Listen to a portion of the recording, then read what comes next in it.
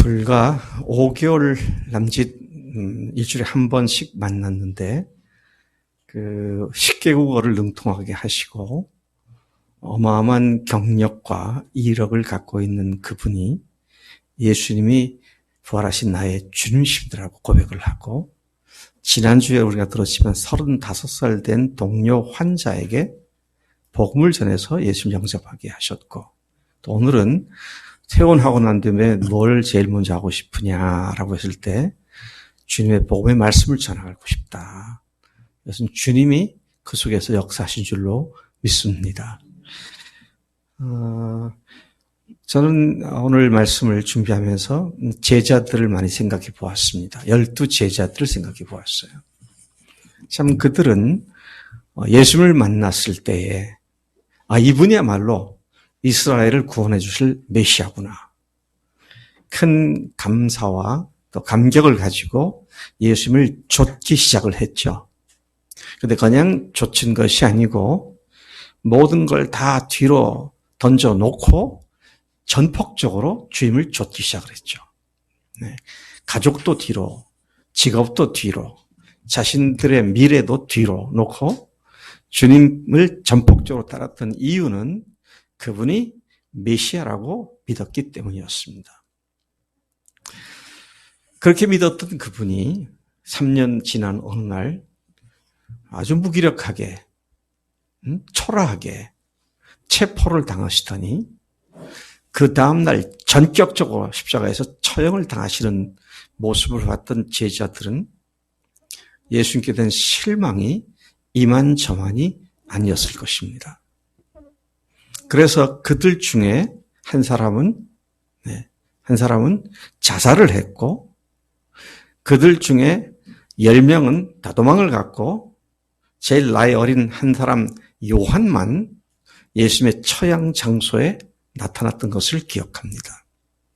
그분의 체포와 죽임을 당하심은 그들에게는 청천벽력 같은 절망과 낙심과 지금까지 기대가 산산조각이 나는 어마어마한 사건이었습니다.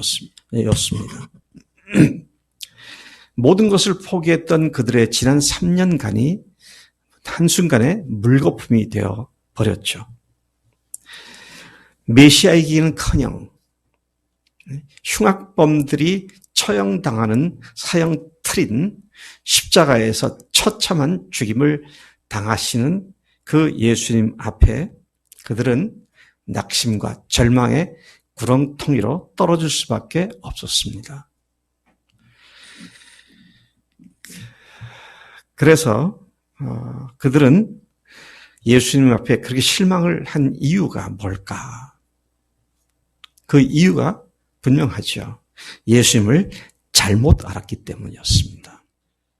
예수님을 오해했기 때문이었습니다. 오늘도 교회를 열심히 다니고 교회에서 많은 일을 하고 소위 말하면 교회에서의 커리어가 경력이 화려한 사람이라 할지라도 제자들 3년간 예수님을 쫓았던 제자들처럼 예수님을 오해하고 예수님을 잘못 알고 믿으면 그 모든 것이 허사가 될 수 있다는 사실을 우리가 생각해 보지 않을 수가 없습니다. 제자들은 예수님을 예를 들면 베드로 같은 경우에 당신은 하나님의 아들이십니다. 그렇게 고백을 했지만 그때 그 의미는 인간이지만 하나님의 아들로서의 역할을 하시는 성경에서 말한 그 메시아, 곧 이스라엘을 해방시키고 정치적으로 경제적으로 자유함과 부유함을 갖다 줄 그런 메시아로 알고 그렇게 고백을 했을 것을 우리가 짐작할 수 있습니다. 그 이유가 뭡니까? 예수님이 잡혀 돌아가시자 베드로를 위시하여 모든 제자들이 다 절망과 낭만과 실망 가운데 예수님을 떠났었던 모습을 보기 때문인 것입니다. 만일 그들이 예수님을 하나님으로 알았다면 그렇지 않았겠죠. 그들이 예수님을 단순한 인간이 아니라 하나님으로 알았다면, 그렇게 믿었다면 그들의 믿음은 결국 승리하는 자리에 있게 했을 것입니다만은 그들이 예수님을 단순한 한 인간으로 알았는데 인간들 중에 특출한 어떤 분으로 알았기에 예수님이 잡히시고 돌아가시자 참으로 깊은 절망에 숨어버리고만 그런 모습을 보여주고 있습니다. 이 사실은 예수님을 따랐던 그들이 전혀 예수님을 하나님으로 밀지 않았다는 사실을 잘 보여주고 있습니다. 뒤에 또 나옵니다만은 유대인들인 그들은 다 성경을 믿은 사람들이었습니다. 근데 새삼스럽게 죽은 자 가운데서 다시 살아나신 후에야 제자들이 성경과 예수께서 하신 말씀을 믿었더라. 그 전에 믿은 건 뭐고? 여러분, 유대인들이 성경 믿는 건 진짜 목숨 걸고 믿는 겁니다. 토시 하나까지도 정확하게 따지면서 믿는 사람들이에요. 그런데 그렇게 믿은 사람들인데 그 중에서 또 예수님께 열심히 해서 쫓아가는 사람들인데 부활하신 후에 믿었다. 이건 또 무슨 말인가? 사실 우리가 깊이 묵상을 해야 할 부분이다 하는 것이죠. 여러분, 성경이 하나님의 말씀인 것을 믿으시죠? 그분이 우리의 창조주이시고 주님이신 것을 믿으시죠? 그러면 다 끝난 거예요.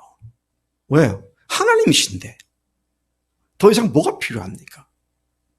근데 말은 하나님이시고 주님이시는데 여전히 내가 주인되어 살고 있는 이것이 이제 첫 번째 말하고 있는 성경에 대한 지식을 아는 것과 실제가 된 안과는 완전히 다른 얘기가 되는 것이죠. 그래서 오늘 이 문제를 좀 곰곰이 같이 묵상을 해보며 주님께서 우리가 여기서 완전히 벗어나는 놀란 복을 주시기를 소망하며 이 말씀을 준비했습니다. 주님은 그렇게 제자들은 예수님을 그렇게 따랐는데 근데 하나님으로는 믿지 않았기 때문에 참으로 안타깝고 기가 막힌 일이 아닐 수 없다. 왜 3년간 모든 걸 다 버리고 쫓았는데 that's for nothing. 아무것도 아닌 것이죠. 아무 의미가 없는 것들이었죠. 왜요? 다 도망가고 실망하고 떠났기 때문입니다. 그것이 3년간의 그들의 예수님께 대한 믿음의 결론이었습니다. 근데 그 이유가 뭐라고요? 그분을 제대로 알지 못했기 때문입니다. 그분을 제대로 안다면 그분은 하나님이시니까. 그래서 여러분, 하나님이 오셨다 가셨다. 이거 보통 일이 아니죠. 네. 제가 우리 집사람하고 우리 이번 초청잔치에 우리 교인들 중에 안 믿는 가족들을 우리가 좀 찾아봐야겠다. 그래서 우리 승민이 아버지를 한번 찾아가자. 그랬는데 어제 가려고 그랬는데 우리 집사람이 나는 거기까지 생각 못했는데 그러면 가면 된 줄 알았는데 김정호 자매가 너무 지금 피곤해 지쳐 있어서 우리가 간다 그러면 청소도 해야 되고 그래서 지금은 안 되니까 다음 주로 가면 좋겠다. 당신 거기까지 생각했나? 나는 그 생각도 못했는데 그러자 안 갔어요. 누가 우리 집에 온다 그러면 제 집사님 집안 청소 좀 하시겠죠? 우리 기현자매 누가 온다 그러면 그래도 대충은 치우겠죠. 네. 근데 하나님이 오셨다는데 그게 보통 일이냐고요. 그분이 군대에서는요 차 상급 부대의 부대장이 와도 그냥 발발발 떠옵니다. 누가 온다 그러면 그냥 창문까지 먼지 싹싹 닦아내면서 그러죠. 공군은 안 그런지 모르겠어. 공군도 그러냐? 공군은 대한민국 군인이 아닌 것 같아요. 아이고, 부대에서 연대장이 온다, 사단장이 온다 하면 난리가 나죠. 난리가 납니다. 구석구석.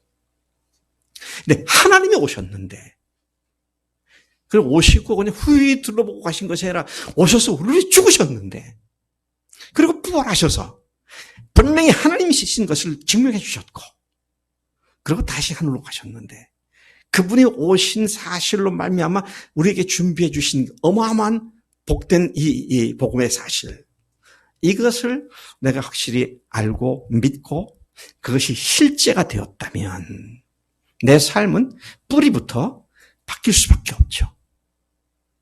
그런 의미에서 그렇게 예수님이 정말 나의 주인이 되셔서 실제가 되시면 그리스도의 삶은 힘든 것이 전혀 아닙니다. 신나고 기쁘고 감사하고 더 잘 못해서 죄송하죠. 성경에서 그렇게 하라니까 해야겠는데 잘 안 된다. 이건 문제 있는 거예요. 그러면 그게 율법 같은 삶입니다. 그렇죠? 뭐 안 되는데 하라니까 하긴 해야겠는데 안 되고, 와, 내가 괜히 믿어가지고 이 고생하는 걸 안 믿었으면 차라리 생각도 안 할 텐데, 뭐 그렇게 된다면, 그 지경이라면 그건 십자가와 부활이 실제가 안 된 것이죠. 그래서 오늘 예수님께서 오셔서 죽으시고 부활하신 그 사건을 중심으로 잘못 알고 있던 12명의 제자들이, 11명의 제자들이 부활하신 예수님을 만난 데는 완전히 근본이 뒤바뀌어 버리는 그런 삶으로 변했고, 우리 잘 알다시피 그들은 전원이 주님을 위하여 순교의 자리까지 가게 된 그런 모습을 우리가 보고 있습니다. 그리스도인의 삶은 억지가 아니라 자발적인 기쁨과 감사함이지 할 수 없이 하는 그런 것이 아니죠. 그래서 아까 잠언 말씀을 얘기할 때에 성령님의 통치 바깥에 우리가 발을 내딛게 되면 그때부터는 우리가 악한 자로서, 미련한 자로서, 게으른 자로서 삶을 살게 되죠. 근데 빨리 회개하고 돌아오면 그 주님 앞에서의 영적으로 끼어있는 것이 유지가 되지만 거기서 계속 발을 담그고 빠져나오지 않으면 그다음엔 무지해지고 내가 주님 앞에서 구원 받았나 안 받았나 거기까지 떨어질 수 있는 것이 우리가 참 조심해야 할 문제다라는 것입니다. 오늘날도 예수님을 자신이 원하는 분야에 한다는 사실에 입각해서 내가 원하는 그런 예수가 돼야 한다. 예수는 나에게 내가 필요한 그분을 충족시키는 그런 분야에 한다. 이런 생각을 가지고 예수 믿는 사람들이, 교회 다니는 사람들이 많이 있는 것 같아요. 자신이 원하는 분으로 믿는 사람들, 예수님은 나를 도와주시는 분이시다. 나를 복되고 잘되게 해주시는 분이시다. 나를 지옥의 형벌에서 건져주시는 구세주 정도로 생각하고 그렇게 믿는 사람들을 어렵지 않게 만날 수 있다는 것이죠. 그러나 예수님은 단순히 나를 도와주시는 분이 아니십니다. 예수님은 단순히 나를 복주시고 내가 하는 일 잘되게 하시는 그런 분이 아니십니다. 그분은 단순히 나를 지옥불에서 건져주시는 구세주가 아니십니다. 그분은 하나님이십니다. 그분은 주님이십니다. 그분이 우리를 위해 존재하는 것이 아니라 우리가 그분을 존재하는 그런 존재라는 사실이죠. 이런 의미에서 신앙의 주객이 전도가 되면 그런 종교는 자기가 만든 종교입니다. 그런 종교는 오늘 예수님께서 허물어 버리라고 한 그런 종교가 될 수밖에 없다는 것이죠. 저는 우리가 부활 사건으로 제자들이 완전히 눈이 바뀌었던 사실을 성경에서 우리가 계속 확인하고 있죠. 오늘 읽은 본문 말씀 중에 22절 너무 잘 알고 암송하는 구절입니다. 뭐라고 말씀하고 있습니까? 죽은 자 가운데서 살아나신 후에야 제자들이 예수께서 하신 말씀을 기억하고 성경과 예수께서 하신 말씀을 믿었더라. 언제요? 부활하신 후에야. 와, 그러니까 3년 동안은 몰랐다는 얘기잖아요. 근데 부활하신 걸 보고 이분이 하나님이시고 단순히 이스라엘 왕이 아니라 하나님이시구나. 이거를 깨닫고 성경도 그걸 얘기하고 있었구나. 그걸 알게 됐고 예수님이 살아계실 때 그렇게 말씀하시는 게 그 말씀이었구나. 예수님 말씀도 알게 되었고 그렇게 믿게 되었다고 22절이 말씀을 하고 있는 것이죠.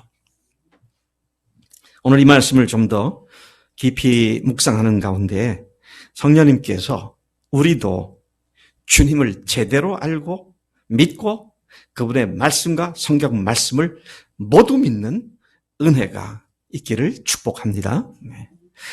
첫 번째 13절 우리가 시작되는 부분인데요. 13절을 같이 읽어보겠습니다. 시작.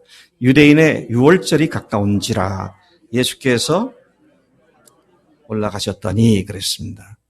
오늘 본문에 나오는 사건이 발생한 시기는 유월절이 가까운 때였습니다. 거의 유월절 그 날짜 어간이었습니다. 주님은 온 이스라엘 사람들이 유월절에 먹는 무교병과 유월절에 먹는 마시는 포도주가 바로 자신의 살과 피를 상징하는 명절이 바로 유월절임을 잘 아셨기에 그 유월절 가까이 예루살렘으로 올라가셨다는 것이죠. 이 사건은 오늘 읽었던 요한복음 2장에 나오는 이 사건은 예수님의 사역의 초기에 있었던 사건입니다. 막 사역을 시작할 때 있었던 일입니다. 그런데 사역의 후기에 가서 말기에 가서 보면 3년 사역이 끝나갈 때 보면 거의 똑같은 일을 다시 성전에서 행하신 것을 보게 됩니다. 그래서 예수님이 하신 이 일을 성전 청결 작업이다. 그렇게 얘기들을 하는데 성전 청결 작업은 그분에서 3년간 2번 행하셨다. 처음 시작할 때와 끝날 때. 끝날 때는 예수님께서 잡히시던 그 유월절에 올라가셨고 거기에서 실제로 유월절에 그 살과 피처럼 떡과 피, 포도주처럼 당신의 살과 피를 쏟으신 그 사건을 완성시키는 그것이 마지막 유월절의 사건이었음을 보게 된 것입니다. 이러한 사실은 예수님께서 어쩌다 우연히 올라가셨는데 그때가 마침 유월절 그게 아니고 주님께서는 이 유월절이 가까우시자 유월절의 주인공이신 당신을 제자들에게 알리기 위하여 그것으로 올라가신 것으로 보여지고 있는 것입니다. 이 제자들과 함께 첫 번째 유월절 그 성전에 올라가던 사건이 있기 1400년 전에 예수님 때로부터 1300년 전 그때가 모세를 통하여 이스라엘 백성이 애굽에서 출애굽할 때 사건이죠. 근데 출애굽할 때 뭐가 있었습니까? 재앙들이 있었죠. 바로가 계속 이스라엘 백성을 안 내보내겠다고 9번이나 재앙을 받은데도 보내주겠다고 하다가 또 약속을 어기고 그래서 마지막 재앙이 애굽의 모든 장자들이 죽임을 당하는 재앙이었죠. 자, 바로 이 출애굽 사건에 있었던 이 사건 속에 그날 밤 죽음의 사자가 애굽 전역을 뒤덮을 때에 하나님께서는 모세를 통하여 양을 잡아 그 피를 문기둥이나 문설주에 바른 대문은 그대로 건너뛰겠다고 pass over 건너뛰겠다고 그래서 유월 하죠. 유월이란 말이 건너뛰단 말입니다. 그래서 그날을 그 유월절에 피가 없는 집에 들어가서 장자들 다 죽였고 피가 있는 유대인들의 집에는 건너뛰게 되었다. 이걸 기념하기 위해서 하나님께서 절기를 지켜라 한 것이 바로 유월절이죠.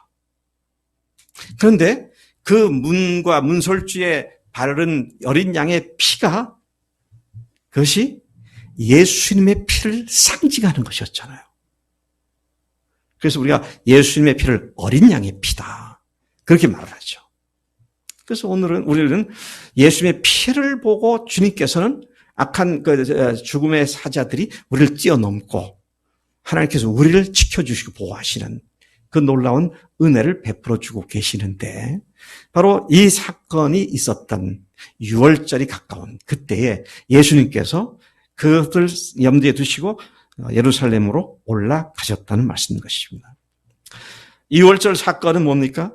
하나님께서 이 사건을 통하여 하나님의 어린 양 피가 모든 죄인을 살리는 하나님의 능력임을 예고해 주셨는데 예수님께서는 바로 그 어린 양이 자신이며 자신의 피로서 죄인들을 구원하신다는 사실을 알게 하기 위하여 6월절에 가까웠을 때 올라가셨다는 말씀인 것이죠. 자, 그러면 어디로 가셨느냐 할 때 성전 안으로 들어가셨습니다. 예루살렘에 있는 성전으로 들어가셨죠. 이것도 참 놀라운 얘기입니다. 네, 참 놀라운 얘기예요. 예수께서 올라가신 곳은 예루살렘에 있던 성전이었습니다. 그런데 성전이 뭐죠? 성전이 뭡니까? 네? 그러니까 강해점 읽고 혼자 큰 소리로. 하나님이 계신 곳. 네. 네. 성전이 뭐 틀린 말은 아닌데 내가 질문을 잘못했나? 네. 성전이 뭐냐 그러면 성전은 뭐다 그렇게 나오는데 하나님이 계신 곳이다. 그러니까 성전에 누가 계시냐 그러면 하나님이 계신다 그렇게 나올 텐데 성전이 뭐냐 그러면 보다 근본적인 얘기를 해야 할 것 같아요. 네? 예배? 성전은 예배다. 예배하는 곳이죠. 누가 지금 뒤에서 임 집사님이 말씀하셨나요? 성전은 예수님 자신이십니다. 그렇게 생각해 보셨어요? 그렇게 생각해 보셨어요? 박 목사님 또 오늘 아침에 뭐 이상한 얘기를 하네. 그래요? 제가 설명을 드릴게요. 우리가 성경을 좀 깊이 볼 필요가 있겠다. 그런 생각이 듭니다. 예수님은 이 본문에서도요, 성전은 바로 예수님 자신을 상징하는 장소임을 분명히 명시적으로 말씀을 하셨고 밝히셨습니다. 같이 한번 19절부터 21절까지 읽어보겠습니다. 19절부터 21절 시작. 예수께서 대답하여 이르시되 너희가 이 성전을 헐라 내가 사흘 동안에 일으키리라. 유대인들이 이르되 이 성전은 46년 동안의 지었거늘 네가 3일 동안에 일으키겠느냐 하더라. 그러나 예수는 성전된 자기 육체를 가리켜 말씀하신 것이라. 성전을 헐라라고 할 때는요, 주님께서 자신의 육체를 말씀하신 것이다 그랬습니다. 그러니까 성전은 그 본질이 주님 자신이세요. 이해가 되십니까? 예. 아이고, 제가 뒤에 설명을 몇 가지 더 해야 되는데 미리 이해를 하신다니까 너무 좋네요. 예.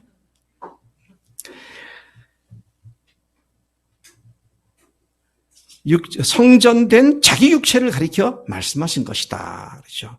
죄인들을 위해 피 흘리시게 될 어린 양이신 예수님은 그 피를 기념하는 6월절에 자신이 바로 그 실체이심을 제자들에게 알리기 위해서 예루살렘 성전으로 올라가셨다는 것이죠. 주님은 자신의 몸을 상징하는 성전에 올라가심으로써 이스라엘이 그토록 소중히 여기던 성전의 주인이심을, 자신이 성전이심을 나타내려는 목적을 품고 그곳 예루살렘 성전에 올라가신 것으로 보이는 것이죠.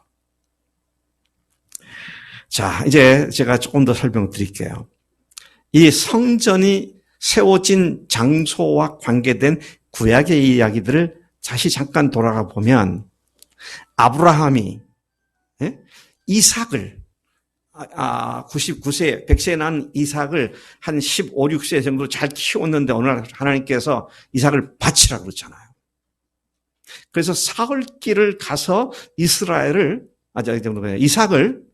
모리아산에서 바쳤습니다.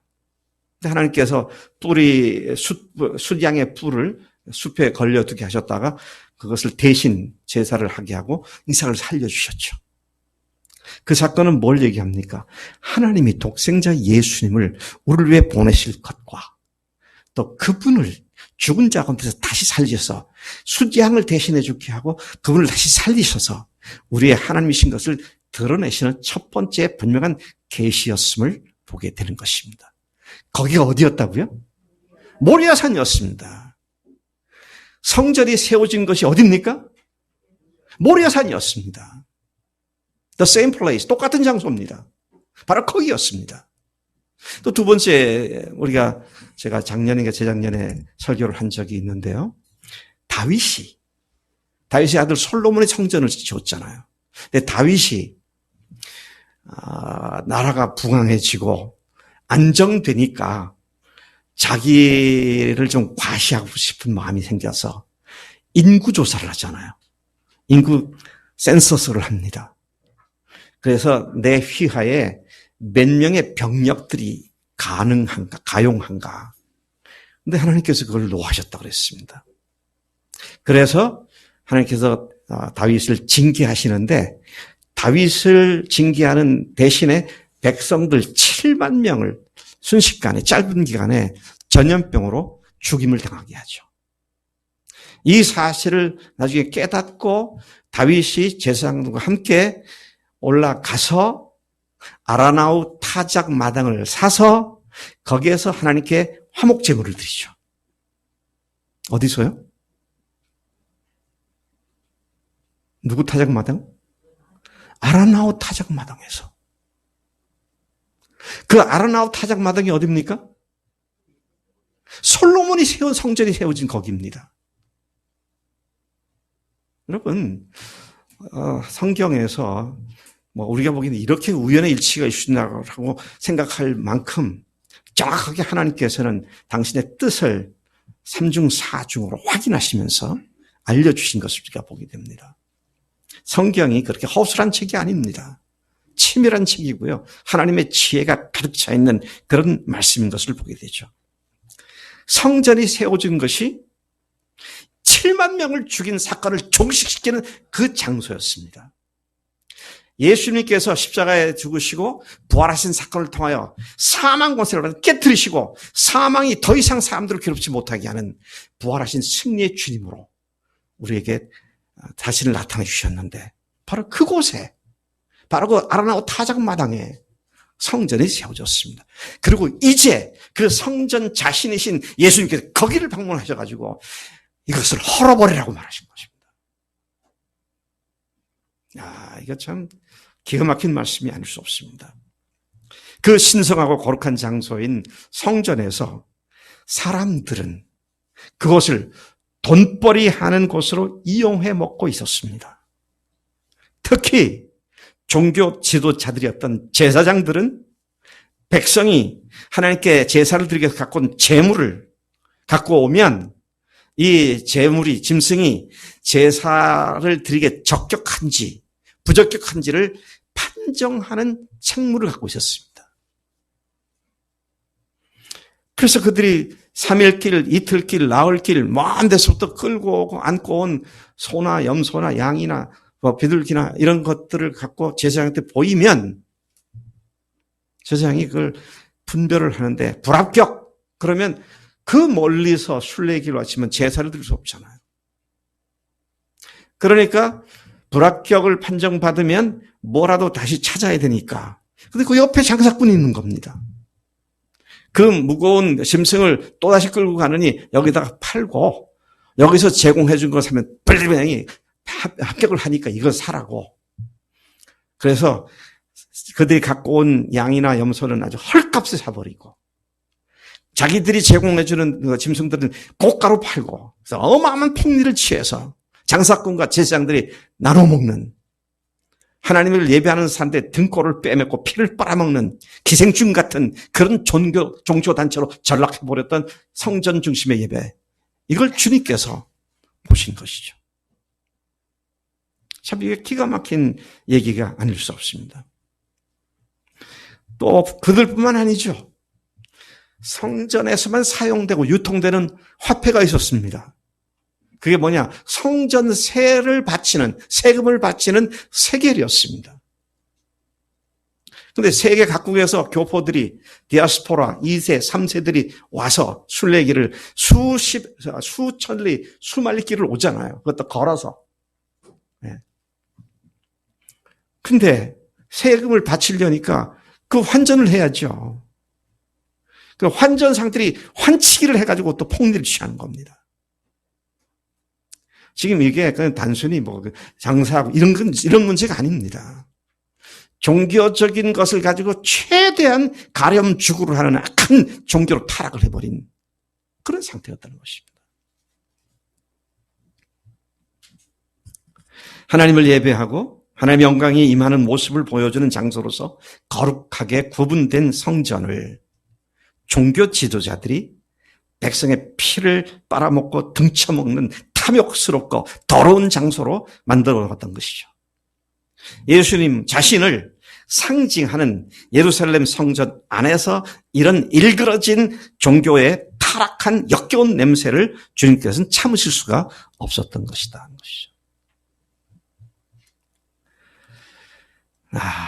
이런 광경을 목격한 예수님께서는 아주 단호하게 말씀하십니다. 이 성전을 헐어버려라. 그렇게 말씀하시죠. 그리하면 자신이 사흘 동안에 성전을 다시 일으키겠다. 그렇게 선언을 하셨습니다. 그들로 하여금 성전을 헐라고 말씀하신 것은 그들이 그 성전을 하나님을 예배하고 만민이 기도하는 것이 아니라 오히려 그것을 돈벌이한 장사로 만들었기 때문에 주님께서는 그들에게 그 성전을 헐어버리라고 말씀하신 것입니다. 근데 나중에 보니까 당신의 육체를 죽이라고 하신 말씀과 동일한 말씀이 된 것이죠. 한번 14절부터 16절까지 다시 읽어보겠습니다. 14절부터 16절입니다. 같이 읽습니다. 시작.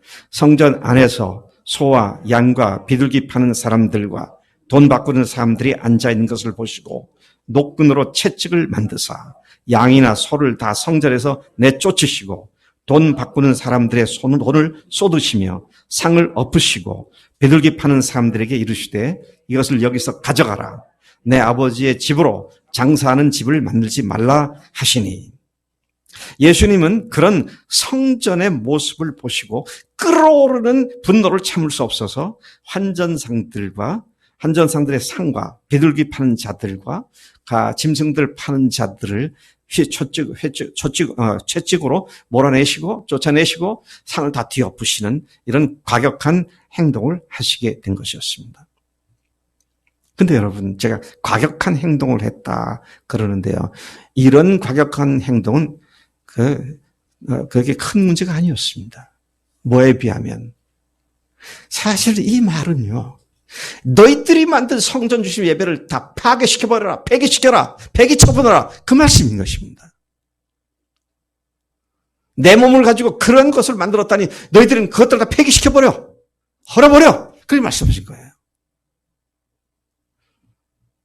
참 주님의 그 본질을 꿰뚫어 오시면서 근본을 바꾸시려는 주님의 모습을 여기서 다시 볼 수 있게 되는 것이죠.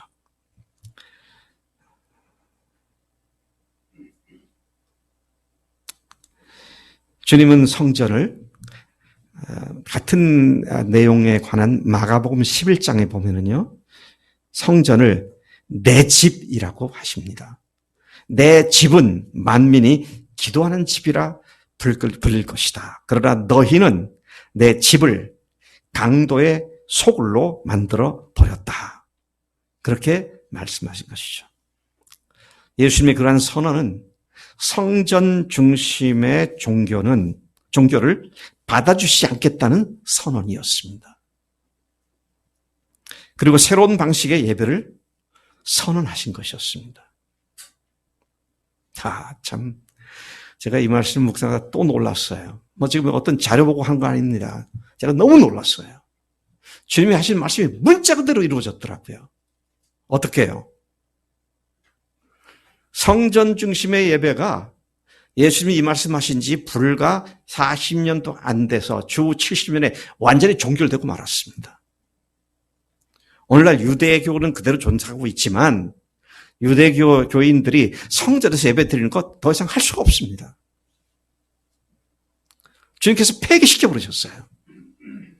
그들이 성전 중에서도 가장 아주 핵심이고 노른자고 생각했던 법궤, where is it? 그게 지금 어디 있어요? 흔적조차 알 수 없습니다. 폐기 처분한 거예요.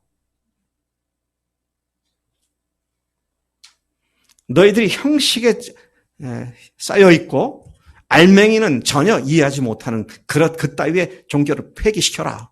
그렇게 하셨는데 그 말씀하신 지 40년 지나서 완전히 폐기되고 말았더라고요. 그러고 뭐라 해서 사흘 동안에 내가 다시 일으키리라, 세우리라 그러셨잖아요. 예수님이 죽으셨고 사흘 만에 부활하심으로 말미암아 그 부활 사건이 오늘 말씀대로 제자들에게 하나님 말씀을 알게 하셨고 깨닫게 하셨고 믿게 하셨고 그래서 부활하신 예수님을 중심으로 다시 모여들어가지고 전 세계 각곳에 이 복음을 선포하는 하나님의 교회가 아름답게 세워져 오늘까지 내려오고 있는 것을 보게 된다는 것이죠.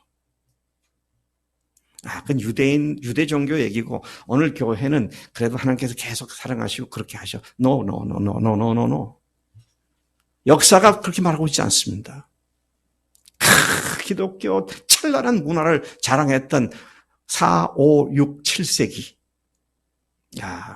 그 소위 말하는 비잔틴 시대라고 그러죠. 그 교회 역사에서 보면 비잔틴 시대라고 말합니다. 그 다음에 사라센 문화가 그걸 덮어버리죠. 그건 회교도를 얘기하는 겁니다.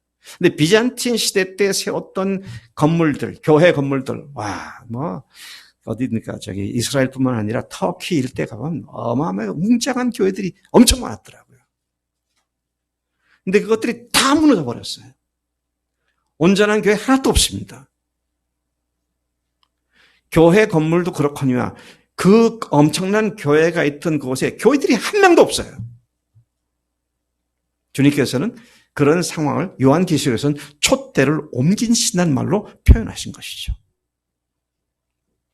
여러분, 우리가 한시도 주님과의 사랑 관계에서 떨어져 말아야 하는 것이 우리에게 주신 이 어마어마한 하나님의 복음과 교회의 영광을 실제로 드러내기 위해서 우리가 정신을 차리고 주 앞에 세워져야 마땅한 줄로 믿습니다. 이러한 타락한 성전 중심의 신앙을 모두 허물어 버리고 성전의 실체이신 그분의 죽으심과 부활로 신령과 진정으로 예배하는 교회를 세우시겠다고 주님께서 선포하셨고 또 그대로 2000년간 이어져 온 것을 우리가 봅니다. 오늘 우리도 예수님을 제대로 알지 못하고 내가 믿고 싶은 대로 교회 생활도 내가 하고 싶은 대로 아니에요. 그거 아니에요. 네? 내가 하고 싶은 대로 내 마음대로 신앙생활 그거 아니라니까요. 허물어 버리세요. 뭘 거기다 미련을 두세요. 허물어 버리세요. 주님께서 허물어 버리라고 그랬습니다. 그럼 뭐예요? 신령과 진정 뭡니까? 신령과 진정이 뭐예요? 신령은 뭡니까? 성령님이시고 진정은 뭐예요? 진리입니다.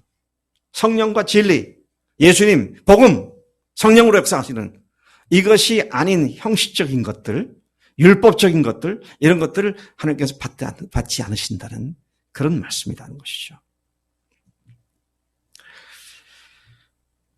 이제 그것들을 허물어버리고 부활하신 예수님을 주님으로 모시고 그분의 말씀에 순종하는 신앙인으로 우뚝 서는 그것이 바로 교회가 존재하는 이유이기도 하다는 것이죠. 혼자서는 그런 신앙을 못 하잖아요. 넘어집니다. 넘어져도 내가 넘어졌는지 일어나야 되는지 그것도 생각도 못 해요. 근데 교회에서 함께 서로 내가 어떤 부분에서 넘어지고 있는지를 또 일깨워주고 서로 부추겨주고 세워줘서 함께 세워져 가는 그런 과정이 바로 그것이죠. 자, 그렇게 해서 말씀은 뭐라고 하면 부활하신 후에야 성경과 예수의 말을 믿었다. 그렇게 말씀을 하시죠. 성전을 헐어버려라. 내가 사흘 동안에 다시 일으키리라 하신 그 말씀을 이해한 사람은 그때 당시 그 현장에 아무도 없었습니다. 제사장도, 율법사들도, 서기관들도, 바리새인들도 누구도 그 말이 무슨 말인지 이해를 못했습니다. 오히려 아니 무슨 소리야 지금 46년간 지어놓은 이 성전을 네가 무슨 수로 3일 만에 세운다 그러는 거야. 빈정거렸죠. 근데 주님은 성전인 자기 몸을 얘기한 거예요. 육체를 얘기했다 그랬습니다. 근데 주님께서 하시자 들면 그분이 하나님이시니까 성전이 다 무너졌다 하더라도 성전에 돌더라. 성전을 다시 세워져라. 그러면 후두두두둑 해서 3일 내에 다 끝날 수도 있을 거예요. 그거 못하는 분이 아니잖아요. 근데 문제는 그걸 얘기하신 것이 아니라 당신의 몸을 얘기한 것이고, 그래서 아까 말씀드린 것처럼 성전과 주님 자신의 몸은 같은 거예요, 지금 여기에. 이제 그런 말씀을 지금 하고 있는 것이죠. 이 성전에 대한 예를 말씀하셨는데 3년이 지난 시점에 예수께서 죽임을 당하시고 그리고 삶을 부활하셨을 때에 비로소 제자들이 이 말씀을 기억하고 믿게 되었다. 그렇게 말씀을 하고 있는 것이죠. 22절 다시 들어가서 보면 죽은 자 가운데서 살아나신 후에야 제자들이 예수께서 하신 말씀을 기억하고 성경과 예수께서 하신 말씀을 믿었더라. 네, 믿었더라. 아까 말씀드렸습니다. 여기서 말하는 믿었다는 말은 유대인들이 정말 성경에 하는 말씀이다 굳게 믿었던 그런 믿음이 아닙니다. 그 말씀이 실제였구나. 그 말씀이 실제로 예수님 속에서 이루어진 거구나. 그분이셨구나. 이거를 알고 그 성경을 믿었다는 얘기입니다. 그러니까 우리가 하는 말로 하면 부활이 실제가 된 거예요. 하나님의 말씀이 실제가 된 겁니다. 실제가 돼서 그들 속에 역사하기 시작한 이 사실을 그렇게 표현하고 있는 것이다 하는 것이죠. 참으로 신기한 것은 부활은 사람들로 하여금 성경 말씀을 실제가 되게 하는 능력이 있다는 것이죠. 주님의 부활이 그들을 완전히 바꿔놨잖아요. 근데 그들이 눈이 뜨게 했고, 성경 말씀에 그 말씀이 그 말씀이었구나. 이것을 알게 해준. 십자가에서 그들은 어디 갔었어요? 다 도망갔잖아요. 근데 부활하고 나니까 다시 다 몰들기 시작하면서, 그리고 자기들이 그래서 우리가 부활의 증인이다. 부활의 증인이 되게 하자. 또 나가서 하신 것이 너희들이 죽인 예수를 하나님께서 다시 살리셨다. 이 일에 우리가 증인이다. 우리의 목격자다. 그러면서 목숨 걸고 부활을 증거하는 하나님의 사람들이 되었던 것을 보게 되는 것이죠. 예수께서 십자가에서 죽임을 당하셨다 할지라도 만일 그분이 부활하지 않으셨다면 그는 하나님도 아니고 주님도 아니고 그 무엇도 아니고 오직 뭐일 뿐일까요? 오직 사기꾼일 뿐입니다. 인간이 감히 하나님이라고 했으니까 얼마나 무서운 사기꾼이에요. 근데 부활로 말미암아 그분이 하나님이심을 증명하셨기에 나의 하나님이십니다. 나의 주님이십니다. 이 믿음을 우리에게도 허락하신 줄로 믿습니다. 정미연 자매, 예수님이 부활하신 하나님이심을 믿죠? 아이고 어떻게 저렇게 아멘이란 말이 나오는지 모르겠어요. 이게 참 엄청난 복입니다. 그냥 지식적으로 아는 것이 아니라 그분 앞에 내 인생에 무릎을 꿇어버린 그 믿음이 성경을 믿었더라, 예수님 말씀을 믿었더라, 이 말씀이 포함하고 있는 의미인 것이죠. 부활은 예수님이 하나님이심을 분명하게 증명한 하나님의 사건이었습니다. 그분을 그토록 믿고 따랐던 제자들조차도 그분이 부활하신 후에야 비로소 그분과 그분에 관한 성경 말씀을 믿게 되었다. 그래서 우리말이 참 표현이 재밌어요. 영어로는 이게 그런 맛이 안 나더라고요. 네, 성경 말씀은 그분이 부활하신 후에야. 후에야. 그런 말씀. 근데 부활한 후에 그렇게 해도 될 것 같아. 후에야라고 야자라 들으니까 그게 얼마나 결정적인 사건이었는지를 강조를 잘하잖아요. 근데 영어 표현은 그런 맛이 없어. 그러니까 후에야라고 하는 그 표현이 잘 안 나오더라고요. 우리는 예수님의 부활을 증거하는 사람들입니다. 그 무엇에 의해서도 바뀔 수 없는 하나님의 확실한 증거가 부활이죠. 부활로 주님을 믿는 사람들을 하나님은 뭐로 삼으셨다? 하나님의 자녀로 삼으셨다. 강선일 형제, 이 박 목사 우습게 보면 큰 거다 쳐요. 내가 이래도 하나님의 아들이에요, 아들. 난 강형제도 그렇게 보고 있으니까. 사랑아, 너 신의수 형제 우습게 보지 마. 큰일 난다, 너. 이게 분명하면 뭐가 우리를 하여금 어렵게 만들 것이 있으며 당당하게 살아갈 수 있는 하나님의 은혜를 누리게 되는 것이죠. 다시 말씀을 돌아보면 죽은 자 가운데서 다시 살아나신 후에야 제자들이 예수께서 하신 말씀을 기억하고 성경과 예수께서 하신 말씀을 믿었더라. 오늘 이 말씀이 우리로 하여금 흔들리지 않은 믿음 가운데 굳게 서서 부활의 증인의 역할을 감당하는 그런 삶으로 인도하시는 줄로 믿습니다. 우리의 축제는 2주밖에 남지 않았습니다. 부활을 하신 예수님을 만난 이후에 살고 있는 우리가 주변에 있는 사람들, 주님을 아직 모르는 사람들에게 우리 교회 와보세요. 부활하신 주님을 만날 수 있습니다. 와보세요.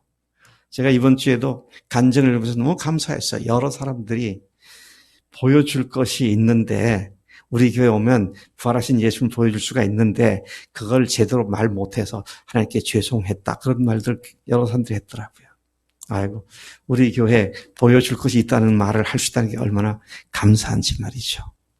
예. 이제 2주 후로 다가온 축제 우리가 열심히 기도로 준비해서 그분이 부활하신 하나님이십니다. 그분이 하나님이십니다. 짧지만 명백한 메시지를 참석한 분들에게 전해주어서 그들 심령 깊숙한 곳에 주님이 부활하신 하나님이심을 분명히 알고 믿는 결단의 시간 될 수 있도록 우리가 열심히 준비하고 초대하는 일을 하십시다. 하나님 아버지 감사합니다. 오늘 예수님께서 3년간 쫓아다녔던 제자들조차도 예수님께서 부활하신 후에야 예수님이 성경에서 말씀하신 그 하나님이시며 성경이 바로 그분에 대해서 말씀하신 것을 알고 믿게 하셨습니다. 하나님, 우리도 부활하신 예수님을 주님으로 하나님으로 안 자들인데 우리도 부활의 증인인데 담대하게 서서 아버지 하나님, 예수님이 부활하셨다고 그분이 하나님이시라고 부활의 그 사실을 증거한다고 주변 사람들에게 증거하고 그들에게 부활하신 주님을 마음속에 주인으로 모셔드릴 수 있도록 섬기는 일에 더욱 박차를 가할 수 있도록 인도해 주실 줄로 믿습니다. 감사하고 예수님의 이름으로 기도를 쌓옵나이다. 아멘. 아멘.